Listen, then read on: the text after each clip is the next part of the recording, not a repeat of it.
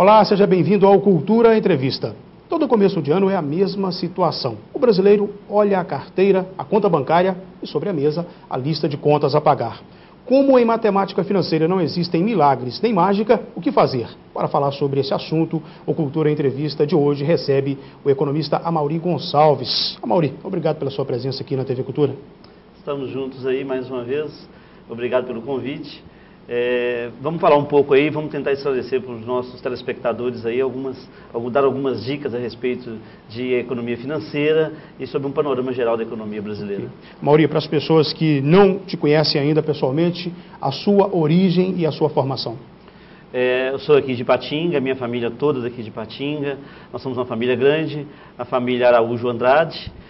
Ou seja, a gente tem muitos primos, muitos tios aqui na região. Somos pioneiros aqui na cidade.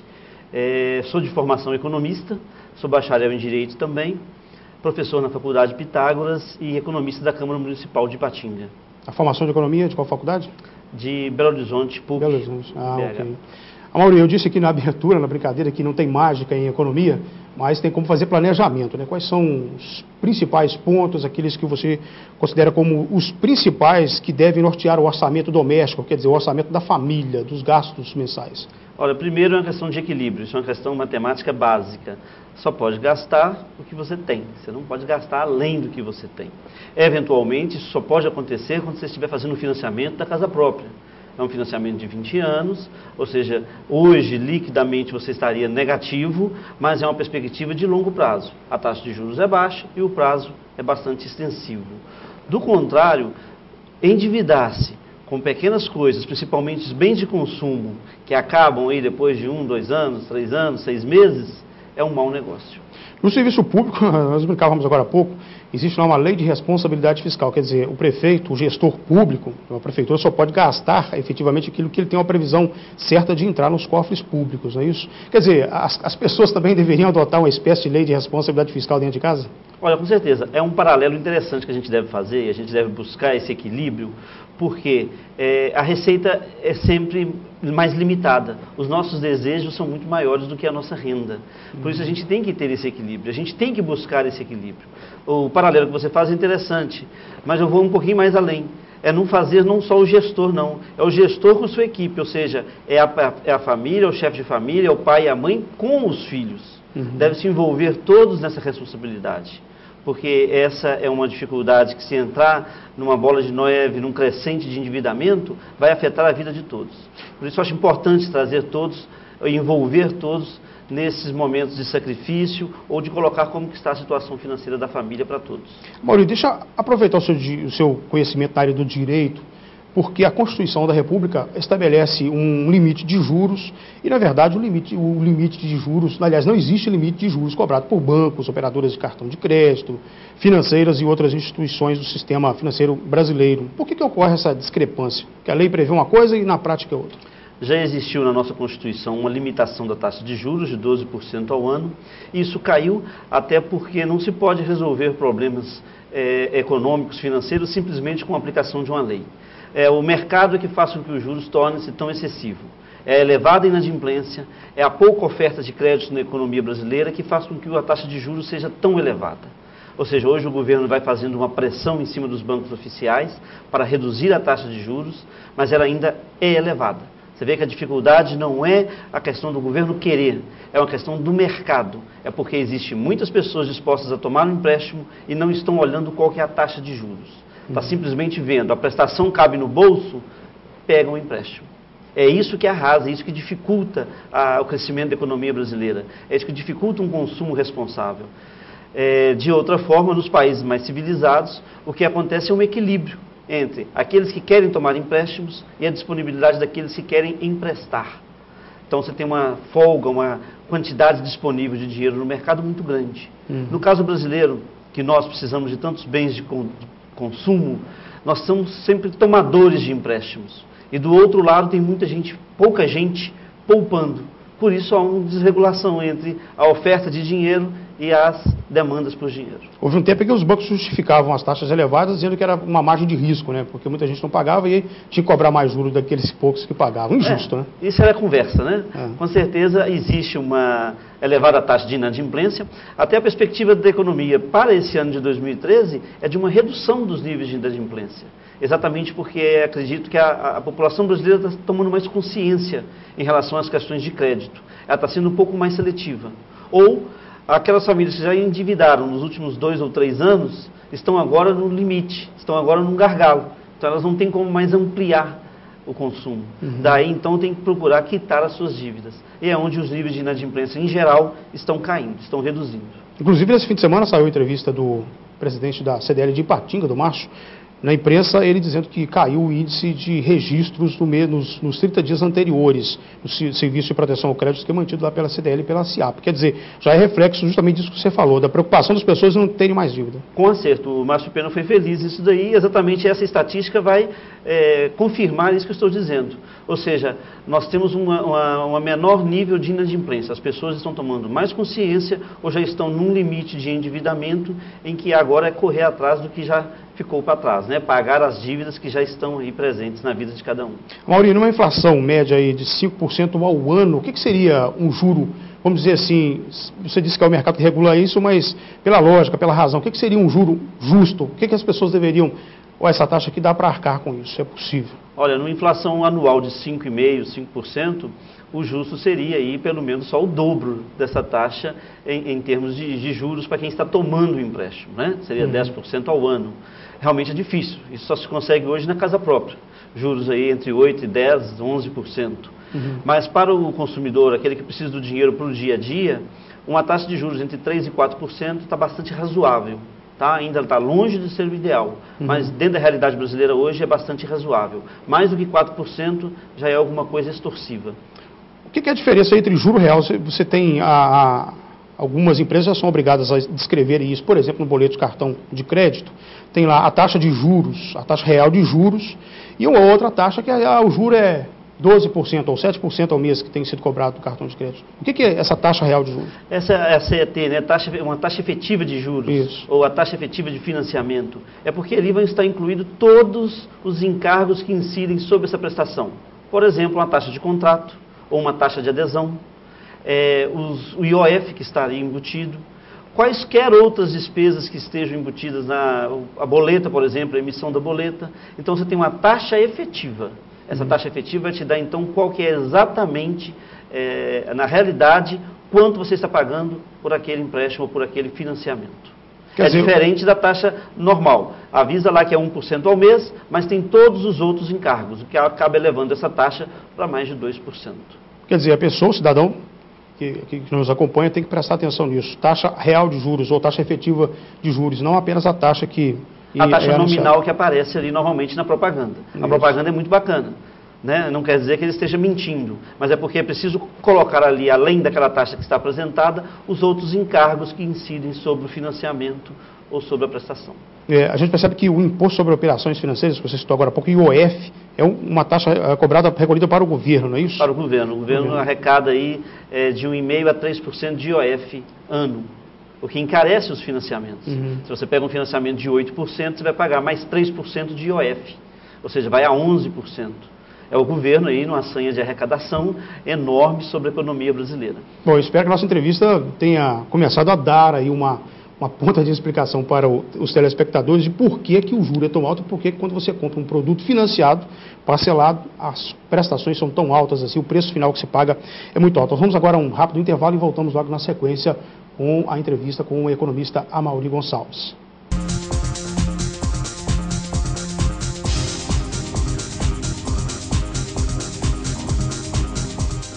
Não apague o sorriso de quem cuida da nossa cidade. Nossos agentes ambientais pedem a sua colaboração.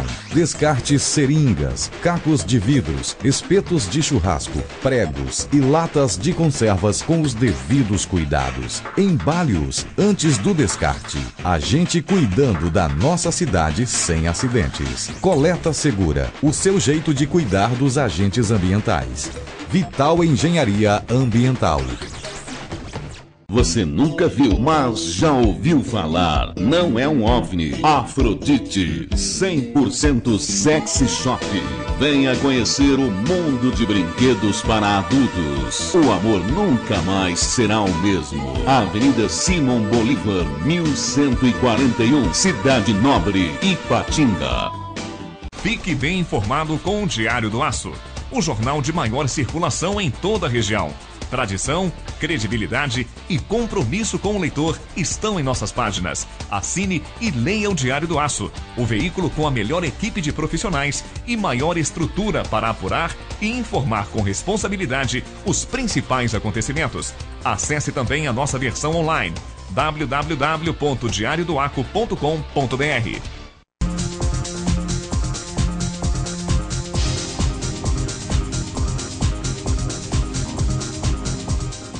Estamos de volta com o Cultura Entrevista, que hoje recebe o economista Amaury Gonçalves. O Amaury nos atendeu aqui, apesar do começo, todo o começo do ano é apertado para muitas pessoas.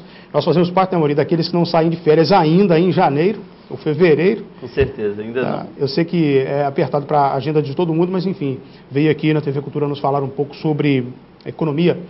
É comum nós encontrarmos pessoas, Amaury, que ficam na dívida ou na dúvida entre manter o dinheiro numa caderneta de poupança, por exemplo, e pagar dívidas, pagar algumas despesas no começo do ano. Que tipo de orientação pode ser dado para quem tem esse tipo de dúvida ainda?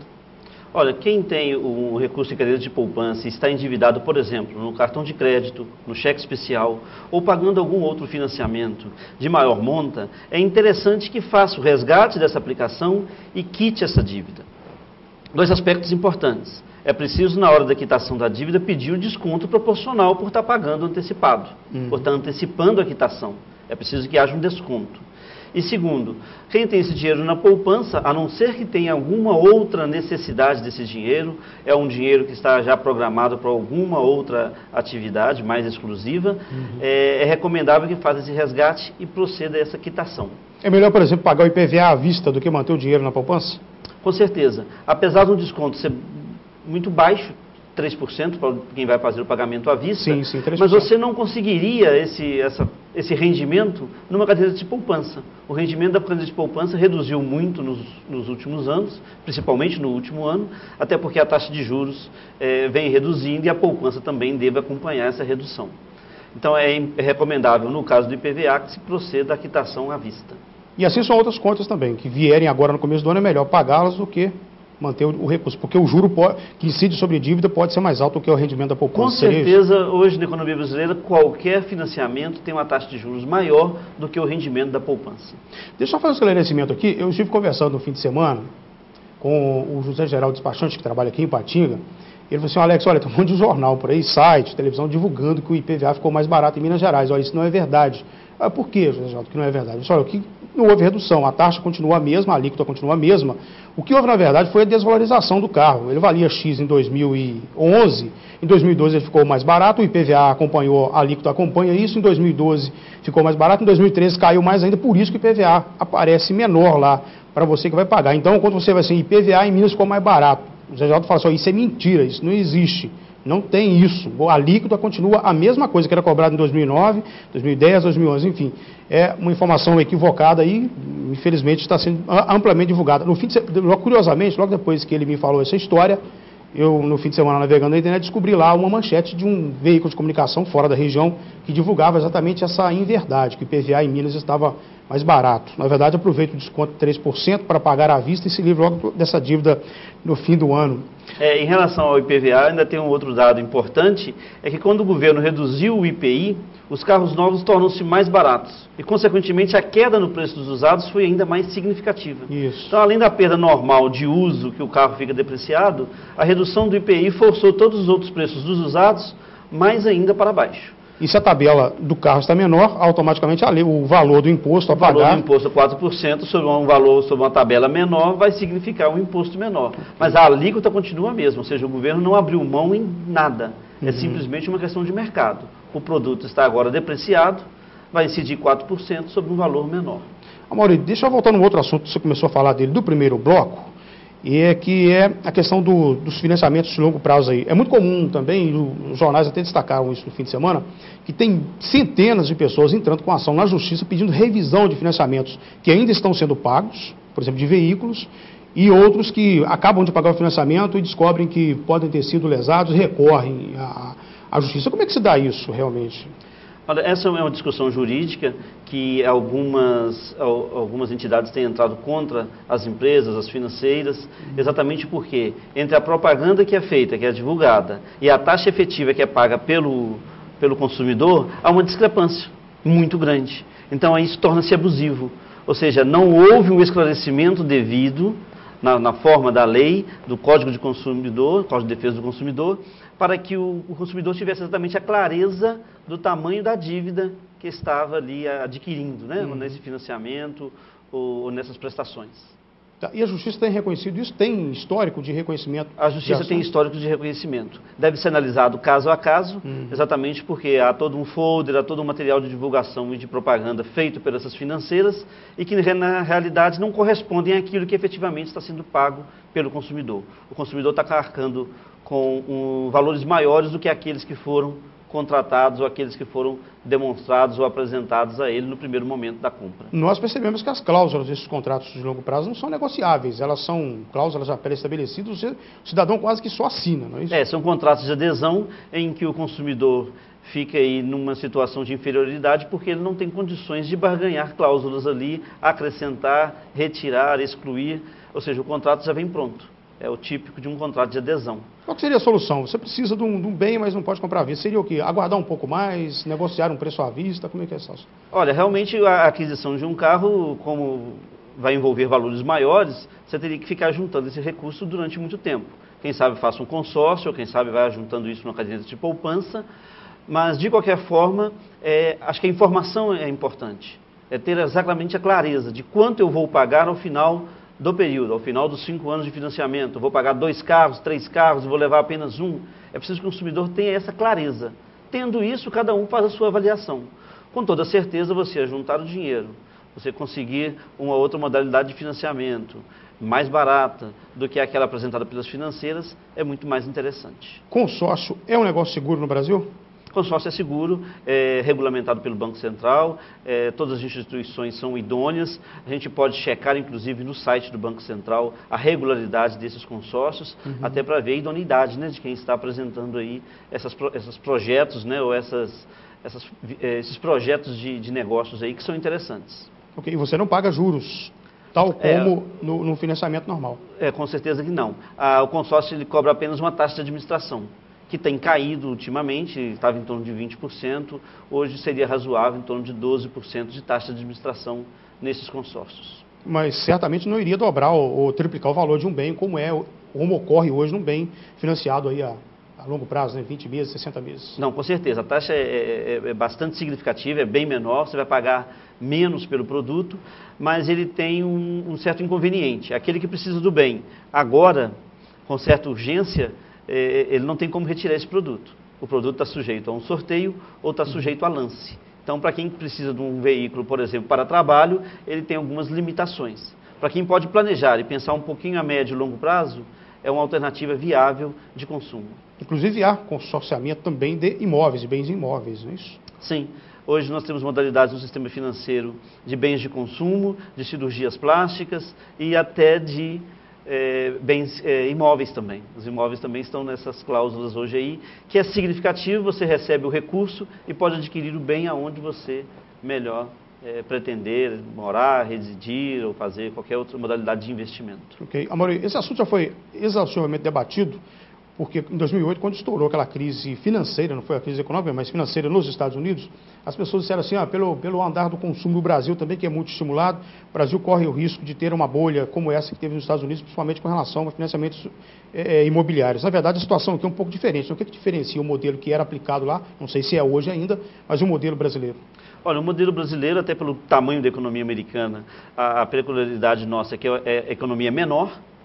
Nós não temos o nível de alavancagem que os americanos possuíam naquele momento. Ou seja, eles trocavam de casa num período muito curto, a cada 2 ou 3 anos adquiria-se uma casa, vendia-se essa casa para ir para uma casa melhor, e todo o sistema trabalhava nisso, ou seja, eram incentivados a fazerem isso. No Brasil, nós estamos ainda numa fase de adquirir ainda, a grande maioria da população adquirir o primeiro imóvel, ou seja, não há nenhum nível de endividamento aí com riscos sistêmicos aí para o setor. Pelo contrário, é a aquisição ainda da primeira casa. Muito marginalmente que nós temos aqueles que já estão comprando uma segunda ou terceira casa, que estão fazendo upgrade, né? Estão saindo de uma casa menor para uma casa maior, mudando de bairro, mas isso no tamanho da economia brasileira isso ainda é pouco significativo. E, por outro lado, o nível geral de endividamento, de crédito no Brasil, em função da renda dos brasileiros, a taxa é muito pequena. Nos Estados Unidos era mais de 150% da renda das famílias. No Brasil isso chega a cerca de 35% da renda das famílias. Então está longe de uma grande crise. Está longe de uma grande crise. O que nós podemos perceber no mercado imobiliário aqui de Ipatinga, só para dar um exemplo significativo, é uma tendência de redução dos valores dos imóveis de 2008 para cá e dos valores também dos aluguéis. 2 motivos podem estar justificando isso. Primeiro, a oferta maior de imóveis na região. O Minha Casa Minha Vida e a possibilidade de financiamento tornou os imóveis mais acessíveis. Daí, então, os aluguéis, né, dos imóveis que já existem vão cair e aqueles imóveis novos, eles acabam sofrendo também uma redução porque o mercado fica mais competitivo, há uma maior concorrência, todo mundo quer ofertar para esse público que consegue o crédito com facilidade hoje nos bancos oficiais. É curiosa essa constatação porque nos últimos 12 meses o que mais se falou é que Ipatinga a construção estava paralisada em função do termo de ajustamento de conduta que estabelecia limites, estabelecia critérios mínimos para o licenciamento de novas construções, não é isso? Então, com certeza. O TAC ele trouxe uma restrição, uma coisa negativa para o setor, mas nós temos que pensar no horizonte. A construção de imóveis demanda um prazo aí de 1 ano, 2 anos, 2 anos e meio, até 3 anos de construção. De forma que o TAC pegou algumas obras já em andamento e essas obras estão e continuaram sendo ofertadas aí regularmente no mercado. Nós vamos ter um problema, creio eu, a partir já do final de 2013, aí sim a questão para os próximos 2 anos é que a gente vai ter esse impacto. Porque é um fluxo, tem que ser construído casas anualmente e houve uma redução há 2 anos atrás que o impacto vai ser no final de 2013 e 2014, com a menor oferta de imóveis aqui na região. Nós estamos ainda no arrasto daqueles prédios que já estavam em construção quando da implantação do TAC. Bom, a expectativa agora é que a nova administração consiga resolver os entraves aí e finalmente elimine a revisão do plano diretor e implementação das leis complementares, que são 2 coisas, uma atrelada à outra, mas que definitivamente resolve a questão quando Isso com certeza é muito importante, porque é preciso repensar a cidade dentro dos novos moldes, não para atender agora um fator localizado ou um fator de curto prazo, mas pensar a cidade para os próximos 20, para os próximos 30 e 40 anos. Ou seja, é preciso que a gente tenha a noção de que nós estamos pensando a cidade já para os nossos filhos. Né? Ou seja, essa é a visão de um plano diretor, é uma visão mais longa, é uma visão mais distinta, de um lugar melhor para vivermos, se tornar Ipatinga ainda mais prazerosa de estarmos aqui. Ok. Vale lembrar que essa discussão do plano diretor começou justamente porque houve nos anos anteriores, a proliferação de imóveis, de prédios, principalmente prédios de média, 4 pavimentos, 5 pavimentos, aglomerados, e se chegou à constatação de que essas construções não eram interessantes do ponto de vista da qualidade de vida das pessoas. É polêmico, porque há muita gente que defende que a cidade tem que seguir um crescimento natural, independentemente se os prédios estão aglomerados ou não, mas a outra corrente de pensamento que não, que acredita que tem que ter um ordenamento. O problema foi a demora na solução, que até hoje não apareceu. A nossa legislação é de 74, ela acaba ficando defasada. Naquele momento era preciso povoar a cidade, Ipatinga precisava crescer, então você tinha mais liberalidades para poder fazer construções. Sim. Hoje nós estamos aí no ordenamento urbano precisando de algumas regulações. Houveram alguns abusos, nós temos caixotes, né, emparelhados aí em determinadas vias públicas que torna difícil inclusive a circulação de ar.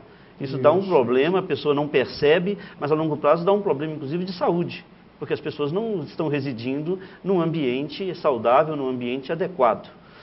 Contudo, eu acho que é preciso ter aí bastante racionalidade para discutir essas questões. Nós temos uma Câmara nova, com novos vereadores, 19 cabeças aí diferentes para poder ajudar e contribuir com esse processo. E é preciso a gente começar a discutir a nível agora metropolitano.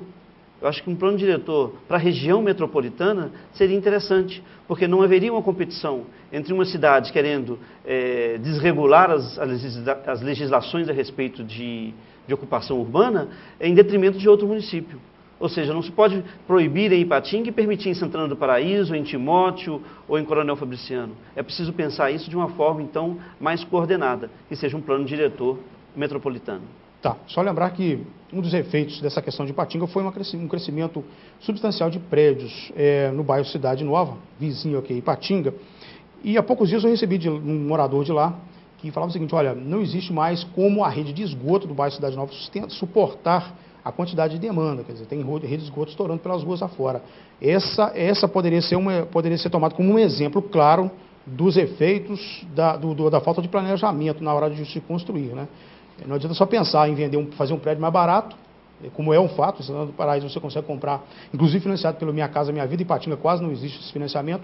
No Cidade Nova existe esse financiamento, mas os efeitos estão lá para quem quiser observar. O regramento vai desde o loteamento. Quando fazer loteamento, tem que fazer uma dimensão de rede de esgoto compatível com o tamanho de prédios que vão querer naquele loteamento. Ou seja, o próprio construtor aí, o incorporador, ou quem faz o loteamento, tem que estar atento a essa questão. E quem compra também. Porque senão você vai ver esse problema, essa dificuldade. O esgotamento sanitário não comporta a quantidade de moradias que foi aprovada por loteamento, ou o crescimento vertical desordenado acaba trazendo esse tipo de comprometimento aí, ou de limitações aí do empreendimento urbano. E que é um bairro, inclusive, muito, muito bom, excelente de morar, colado aqui ao centro de Ipatinga, e que tem agora sofrendo essas desventuras aí por um mau planejamento. De outra forma, nós não podemos deixar que o problema de esgotamento sanitário, um problema da Copasa, possa também limitar o crescimento de uma cidade. Ou seja, este é um problema que tem solução. É caro mexer depois que está pronto, mas ele tem uma solução. Nós não podemos limitar o crescimento vertical por uma questão de esgotamento sanitário. Limitar o crescimento vertical pode ser por outras questões urbanísticas, mas não por uma questão de infraestrutura. Okay. Nós vamos agora a mais um intervalo, nós voltamos logo na sequência com essa conversa, esse bate-papo sobre economia com o Amaury Gonçalves.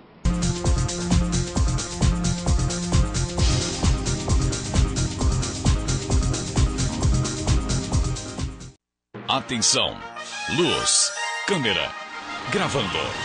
Todos os momentos devem ser registrados com qualidade e profissionalismo. Lana Vídeo Produtora Audiovisual, especializada em vídeo empresarial, documentários, comerciais para TV e eventos sociais. A equipe Lana Vídeo lhe atende com profissionais capacitados para fazer o melhor registro do seu evento. Lana Vídeo Produtora Audiovisual. Ligue e agende uma visita. 38216992 ou acesse lanavideo.com.br. O Grupo Dijaffer se consolida pela qualidade de seus produtos. Dijaffer, ferro e aço em Fabriciano e aço nobre em frente à passarela do Iguaçu em Ipatinga. Ferro e aço para construção, serralheria e usinagem, metalons, perfis para estrutura e eletrodos no atacado e varejo. Máquina de fabricação própria de telhas sob medida. Dijaffer, construindo um vale de ferro e aço. Avenida Tancredo Neves, 553, Coronel Fabriciano. Aço Nobre, Rua Pedras Preciosas, 25, Iguaçu, Ipatinga. Se você não quer ter dor de cabeça na hora de fazer os seus serviços gráficos, procure a Gráfica Arte Publish. Moderno parque gráfico com profissionais atualizados, prontos para atender com rapidez, a cortesia e a pontualidade que o mercado exige. Gráfica Arte Publish, sinônimo de qualidade em serviços gráficos. Atendimento em sede própria, com assessoria jornalística, fotolito eletrônico e criação de peças publicitárias. Gráfica Arte Publish, mais que impressão, impressiona. Arte Publish, Avenida Londrina, número 400, bairro Veneza 2, Ipatinga. Telefone 3828-9020. artepublish@artepublish.com.br.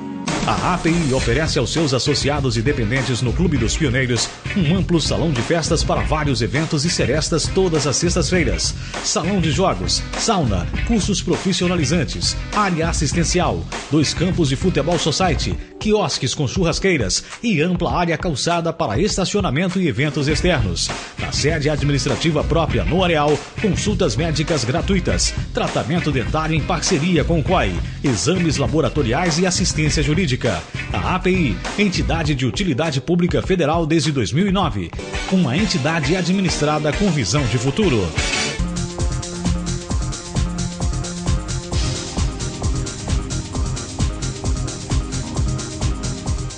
Está de volta o Cultura Entrevista, que hoje trata do tema economia e contas para começar o ano. Planejar melhor as finanças é realmente ter um feliz ano novo. Afinal, não dá para ser feliz com as contas a perturbar a cabeça das pessoas. Amaury Gonçalves, economista, cenário econômico de 2013 é positivo? Tem alguma coisa que preocupa no campo econômico nesse momento? Olha, nós temos duas realidades. Nós temos a realidade nacional, nós temos a política externa, né, brasileira, sofrendo reveses aí, principalmente nas exportações. Nós não conseguimos mercado suficiente para poder adquirir os nossos produtos. Nós temos a Europa em crise, nós temos os Estados Unidos também em crise, consumindo menos e, consequentemente, demandando menos produtos da economia brasileira. O reflexo está aí nos produtos de celulose, nos produtos siderúrgicos, nos produtos de mineração, nos produtos do agronegócio, né, as sojas e as carnes. Ou seja, isso dificulta a realidade da economia brasileira, porque não há mercados. Nós temos aí boas produções, nós temos uma excelente qualidade de produto, mas não conseguimos colocar isso no mercado internacional. Consequentemente, estamos gerando menos empregos e menos renda internamente. Qual o resultado disso para a gente? Na medida em que tem menos emprego, nós sofremos aí com taxas de desemprego em crescimento. Apesar dos índices oficiais estarem bastante reduzidos, em torno de 5,5% de taxa de desemprego, mas há de convir que essa taxa de desemprego no Brasil só leva em conta aqueles que estão procurando emprego. Aquele desempregado que se acomodou em casa lá e ficou no último mês sem procurar emprego, ele não aparece na estatística. Então, a nossa estatística, o número é reduzido, mas porque a metodologia não comporta aquele que fica sem procurar emprego. Então, quem está procurando emprego e não está encontrando, o indicador é 5,5%. Aquele que está em casa sem procurar emprego, ele não vai aparecer nas estatísticas. O número real pode ser maior, então, do que com certeza, o número real é muito maior. Já vista a própria região aqui a dificuldade, ou seja, quando o setor siderúrgico, o setor metalmecânico não está gerando novos empregos, está havendo forte demissão e a região não é capaz de suportar esses empregos. O que a gente vê é uma migração, as pessoas saindo da região, indo buscar emprego ou no sul do país ou no Nordeste, nas áreas de expansão muito localizadas. Não é um crescimento vigoroso da economia brasileira. Eu acho que o PAC veio aí dar uma contribuição, principalmente no primeiro governo do Lula, mas agora nesse segundo governo, o governo da Dilma, ele ainda não aconteceu. E olha que reduzimos as taxas de juros, mas o crescimento da economia brasileira hoje está acontecendo muito mais em cima de consumo e não de produção industrial. A produção industrial no último ano, ela caiu quase 4%. Nós vamos ter um PIB aí ridículo, o menor da América Latina, um PIB de 1% ao ano.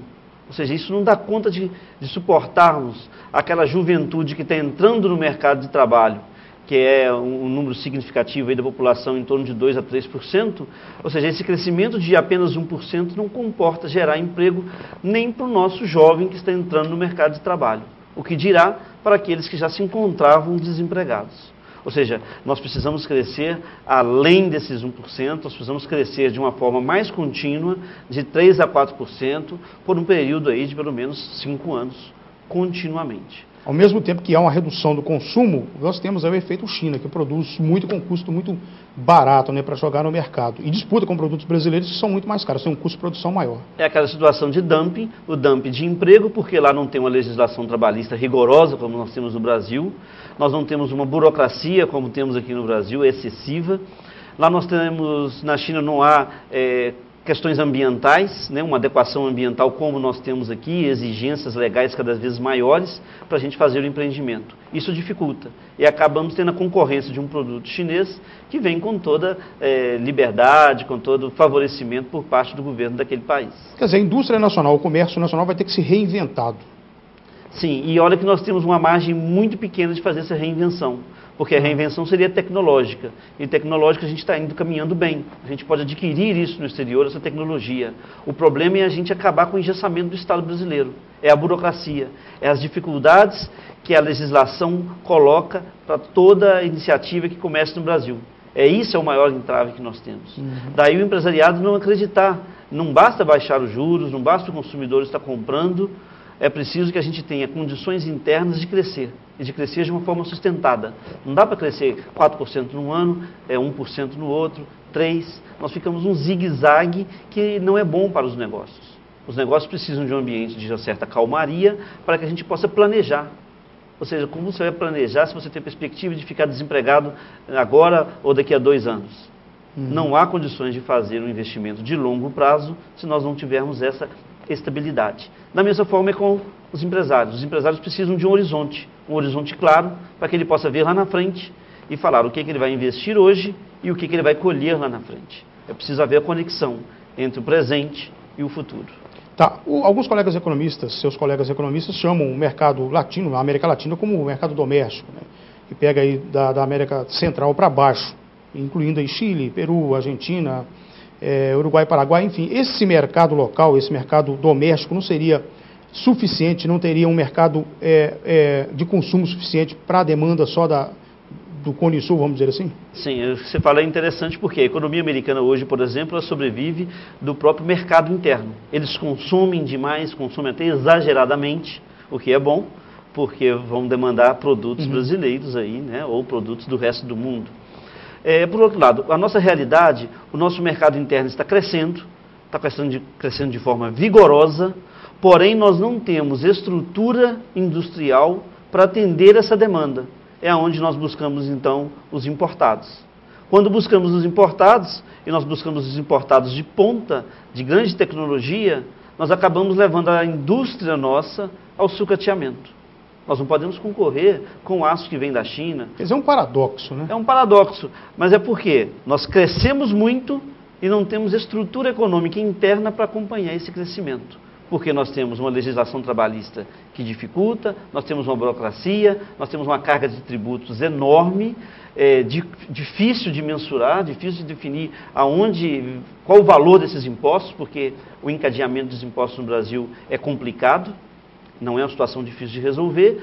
E daí, ou seja, nós temos crescimento interno, crescimento do consumo interno, mas nós não temos crescimento industrial acompanhando esse crescimento. Por falar em legislação, há pouco tempo conversávamos com o presidente do Sindimiva, o Sindicato das Indústrias do Setor Metal Mecânico do Vale do Aço, o Jefferson Bachour. Ele lembrava que o setor metal mecânico do Vale do Aço enfrenta uma dificuldade hoje que é competir com Rio de Janeiro, São Paulo, Pernambuco e outros estados, onde a indústria tem uma sobretaxa, por exemplo, de ICMS muito menor do que em Minas Gerais. A própria economia interna tem problemas pontuais para resolver, né, Alonso? Claro, quando eu falo problemas estruturais, os problemas estruturais são bem posicionados, todo mundo já conhece quais são os problemas estruturais. Nós temos a carga de tributos, que é em cascata e uma guerra fiscal entre os estados. Nós temos a questão de logística, que é o transporte. Nós ainda estamos na malfadada BR-381 e a sua duplicação. Nós temos a linha ferroviária que não atende aos interesses regionais, ele simplesmente atende ao interesse da indústria de mineração. Nós precisamos rediscutir a forma como isso foi definida desde a privatização da Vale do Rio Doce. Nós precisamos rediscutir esses entraves que estão por trás desses negócios, que inviabilizam negócios em Minas Gerais. E olha que o setor mecânico de Ipatinga participa com licitações da Petrobras de forma competitiva, mas nós temos o gargalo de poder fazer chegar os nossos produtos em tempo hábil aos mercados consumidores. E esse é o maior entrave que nós temos com certeza. E aqui tem as duas coisas elementares, a matéria-prima, o aço de qualidade produzido na região, a mão de obra também se especializa para isso, de toda a sua gama de especialidades, sejam engenheiros, soldadores, mão de obra mesmo. O que falta justamente é isso, poder de competitividade no mercado. Exato, você fala uma coisa interessante porque a nossa região aqui ela é exportadora de mão de obra qualificada. Qualquer outra siderúrgica que abre no Brasil vem buscar mão de obra aqui, porque é um pessoal treinado, um pessoal qualificado, com anos de experiência no setor. O que nós estamos precisando é valorizar os empreendimentos em Minas Gerais. E isso passa uma discussão pelo governo, pelo poder municipal, juntamente com o governo estadual, para poder minimizar essas dificuldades que hoje a indústria mineira sofre em relação, por exemplo, à indústria do Rio de Janeiro ou à indústria do Espírito Santo. Amaury, a necessidade, essa demanda de reparar a infraestrutura brasileira, construir aeroportos, estradas, ferrovias, isso deve sustentar a economia brasileira pelos próximos anos? Porque parece que o governo tem um plano de investimentos nessa área, pelo menos foi anunciado, não sabe até que ponto que vai ser cumprido isso, mas enfim, pode ser que seja cumprido e aí acredita que isso poderá segurar a economia brasileira? Eu creio que o governo federal tem feito algumas obras pontuais em relação a Olimpíadas e Copa do Mundo, mas não são obras que vão gerar, para depois desses eventos, vai continuar dando dinamismo para a economia brasileira. Construir estádio é muito bom, gera hoje muito emprego, gera hoje renda, mas depois de construído, ele não acrescenta mais, ou ele acrescenta muito pouco, porque aí é o pipoqueiro, é o vendedor de cerveja, é muito pouco depois, o que vem depois. Ou seja, se esse investimento estivesse sendo feito em estradas, em terminais aeroportuários, favorecimento da indústria, ou seja, esse é um benefício que iria ficar para depois. Ou seja, os investimentos hoje estão muito concentrados em obra pronta, uma obra acabada que não dá desdobramentos econômicos para o futuro. É importante que o governo esteja fazendo isso, principalmente na questão dos aeroportos, mas não basta construir aeroportos, você tem que dar as vias que dão acesso aos aeroportos. O governo está indo lá no final, mas está esquecendo de fazer a ligação entre os grandes centros urbanos e esses aeroportos. Tornar a malha viária aí viável, né, do ponto de vista de levar as pessoas para o aeroporto. Tem um aspecto dessa história dessas grandes obras, das Olimpíadas e para a Copa do Mundo. Tudo bem, o estádio de futebol vai ser reaproveitado. O Brasil tem uma atividade muito intensa com relação ao futebol. Há pouco tempo eu fui no Rio de Janeiro, inclusive acompanhar uma missão empresarial aqui do Vale de Ipatinga, que foi lá participar da feira óleo e gasolina e gás e energias renováveis. E eu passei lá na Barra da Tijuca, onde existia, foi construída há poucos anos, a Vila do Pan-Americano. A Vila do Pan custou, eu não tenho o valor aqui agora, mas custou milhões de reais dos cofres públicos e está abandonada. A Vila do Pan está no meio do capim colonial lá na Barra da Tijuca e custou muito dinheiro aos cofres públicos. Esperamos que as vilas olímpicas tenham uma destinação melhor do que foi a Vila do Pan. A questão é que nós não temos essa perspectiva de que a gestão, o modelo gerencial brasileiro esteja mudando. Ou seja, há uma tendência que vai acontecer com as obras das Olimpíadas e da Copa do Mundo exatamente esse mesmo trágico destino, de ficar obras gigantescas sendo subaproveitadas. Que custaram muito dinheiro aos cofres públicos. Que custaram muito dinheiro aos cofres públicos, ou seja, era um dinheiro que poderia ter sido desenvolvido ou investidos em novas tecnologias, no fomento do emprego, no fomento de empresas que vão gerar empregos permanentes, do que exatamente esses empregos esporádicos aí, com data certa para finalizar. Bom, é lamentável. Amaury, você veio aqui a TV Cultura falar sobre economia, mas deixa eu aproveitar e perguntar também sobre isso. O que faz um economista na Câmara de Ipatinga? Olha, lá na Câmara de Ipatinga nós temos, entre outras funções, a análise da peça orçamentária. Esse é o nosso principal objetivo, que é lá no final do ano, quando a gente faz a LOA, né, a Lei Orçamentária Anual. De outro lado, nós temos agora em abril, o Executivo Municipal envia para a gente a LDO, a Lei das Diretrizes Orçamentárias, exatamente que vai mensurar o orçamento lá na frente. E nós temos, permeando os próximos 4 anos de gestão, o PPA, o Plano Plurianual. Ou seja, qual que é a capacidade de investimento da Prefeitura de Ipatinga, para onde vai esses investimentos, ali estão as grandes diretrizes que o Executivo Municipal vai definir. E ano a ano ele vai fazer o seu orçamento anual compatível com o PPA, que é o Plano Plurianual. Ou seja, é para a gente ter, nós os investidores, ou a comunidade em geral, ter a perspectiva de para onde vai Ipatinga, quais são as linhas, quais são as diretrizes emanadas do poder público que possam favorecer o desenvolvimento da cidade ou fazer injetar o ânimo que os empresários precisam para fazer os investimentos que a cidade precisa. Percebemos que nos anos anteriores a peça orçamentária previa um valor até maior do que desse ano, acho que em torno de 650 milhões de reais para 2013. Esse número já foi bem maior no passado. O que aconteceu? Sim, o Executivo fazia algumas projeções irreais, né? Havia algumas discussões jurídicas ainda, ele contava com decisões jurídicas já antecipadas, que isso iria reverter para os cofres públicos, porém a gente sabe que a morosidade do judiciário, você não pode contar com a decisão que já está tomada no judiciário e isso vai reverter em dinheiro para os cofres públicos. né, até acontecer a reversão dessa decisão judicial favorável em dinheiro para o cofre público, demanda um sério de tempo aí que a gente não sabe, é uma incógnita. E o executivo dos anos anteriores estava trazendo isso para o orçamento. Para este ano, nós já estamos um pouco mais próximos da realidade.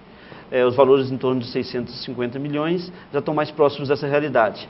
Apesar do que o governo sempre trabalha com uma projeção estimada, por exemplo, do crescimento do PIB, de que a geração de ICM em Ipatinga vai ter um certo limite ou vai ter um certo valor, porém o que vai definir ao longo do ano é a realidade ou o dinamismo da nossa siderúrgica que vai dar para a gente qual que vai ser esse horizonte. Então a gente acaba ficando dependente de algumas variáveis que a gente não tem controle. A gente faz uma estimativa e procura sempre acertar. Porém, a realidade se mostra, às vezes, não de acordo com aquilo que a gente esperava. Um documento da Associação Mineira dos Municípios alertava os prefeitos que tomaram posse recentemente, justamente para os efeitos agora da redução do IPI e também de medidas como o ICMS solidário, que redistribuiu imposto de circulação, as cotas do ICMS dos municípios industrializados para os não industrializados. Está em vigor desde 2010, mas enfim ainda tem reflexo até hoje, obviamente a lei não mudou. Isso influenciou também, atinge também o orçamento de Ipatinga ao ponto de provocar essa mudança no valor? O ICM solidário, por exemplo, está trazendo para a gente uma perda em torno de 25 milhões de reais de 2010 até 2012. 25 milhões é quase um orçamento de uma secretaria. Com certeza. E é um valor que faz falta para a Prefeitura de Ipatinga. Faz falta para os investimentos que Ipatinga precisa. E não há uma perspectiva de que esse dinheiro vai ser revertido para nós. Porque o ICM solidário faz o que você falou. Ele redistribui, pega de todo mundo e redistribui para aqueles que ganham menos. Então Ipatinga está contribuindo para o restante do Estado, mas não está recebendo a contrapartida. Esse é um dos problemas graves que nós temos. Do outro é a redução do IPI. O governo federal faz a sua mágica lá em Brasília, coloca mais carros nas ruas, mas por outro lado tira a arrecadação dos municípios, porque 70% do recurso do IPI vai para estados e para os municípios. É essa dificuldade que a gente tem, porque a gente não tem controle sobre o que é arrecadado do IPI. Se o governo federal aumentar ou diminuir as alíquotas, nós sofremos aqui com a diminuição das receitas. Maurício, já fiz essa pergunta, já fiz essa colocação para outros entrevistados que estiveram aqui nessa mesa, e vou repeti-la para você. Em Belo Horizonte, é muito comum nós conversarmos com as pessoas lá e eles dizerem algo parecido assim: Ipatinga é uma cidade rica, vocês já têm tudo lá. Nós que estamos aqui sabemos que essa não é a realidade. Não está na hora de começar a mudar, mostrar lá em Belo Horizonte que Ipatinga tem demandas e demandas urgentes? Olha, Ipatinga teve, ao longo de sua história, uma rede de asfalto em toda a cidade. Nós temos uma iluminação chegando a quase 98% da cidade. Nós temos problemas de esgoto e saneamento básico mínimo dentro da região, né, aqui no Vale do Aço. Ipatinga está de longe disparado a melhor cidade nesse quesito. Então passa-se a imagem para o restante de Minas Gerais de que Ipatinga é uma cidade pronta, mas Ipatinga tem sérios gargalos. E Ipatinga cresceu, e Ipatinga se avolumou nos últimos 20 anos de uma maneira extraordinária. E sem solução, esses gargalos Então nós temos agora um problema sério de trânsito, nós temos um problema de acessos à cidade de Ipatinga, falta para a gente ter um acesso a Belo Horizonte, falta para a gente ter um acesso ao governador Valadares, ou seja, Ipatinga cresceu muito, Ipatinga tem dificuldades, é preciso que a gente tenha consciência disso para que o restante do estado perceba. Se nós continuarmos vendendo a ideia de que Ipatinga está ótimo, Ipatinga está pronto e não precisa de mais nada, e de que Ipatinga é fácil de administrar, ninguém vai preocupar com a gente. A gente precisa baixar um pouquinho a bola, a gente precisa ver que nós temos problemas urgentes para serem enfrentados. Como, por exemplo, o CIA, né? Claro, nós temos hoje um problema urbano aí com as drogas, com o nível de violência dos maiores do Estado. Nós temos cidades próximas aqui, Timóteo e Fabriciano, que é uma calamidade. E nós não temos um centro de internação de adolescentes. Ou seja, as pessoas, os delinquentes juvenis, né, ou o menor aí em situação de risco, ele não tem um abrigo, não tem um local adequado para ser tratado. Mauri, muito obrigado pela sua presença aqui na TV Cultura. Espero contar novamente com sua presença aqui futuramente para nos trazer esses esclarecimentos muito lúcidos. Não, obrigado a vocês, obrigado aí à direção da emissora pelo convite, obrigado a você pelo convite. Estamos à disposição, a hora que precisar, estamos juntos aí. Muito obrigado mais uma vez. Cultura Entrevista fica por aqui, tenham a todos uma ótima semana.